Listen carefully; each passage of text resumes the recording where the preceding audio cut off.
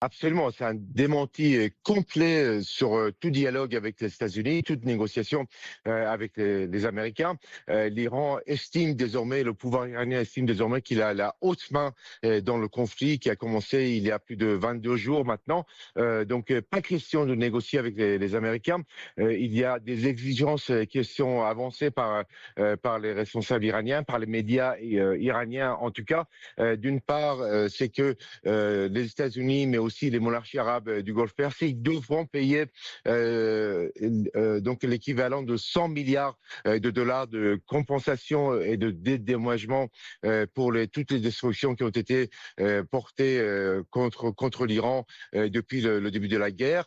Ça, c'est la première chose. La deuxième chose, c'est le démantèlement de toutes les bases américaines dans la région, aux Émirats, en Arabie Saoudite, à Bahreïn, au Koweït, en Irak, mais aussi au Qatar et donc dans tous les pays de la région. Pas question que l'Iran accepte qu'il y ait donc ces bases américaines à partir desquelles l'Iran a été frappé par des missiles et aussi en ce qui concerne le détroit d'Ormuz, pas question de laisser passer des navires ou des pétroliers américains ou des pétroliers pétroliers ou navires marchands des alliés des États-Unis et pour les autres et pour tous les autres navires marchands et pétroliers des autres pays, ils devront désormais payer l'équivalent de 2 millions de dollars de taxes par passage.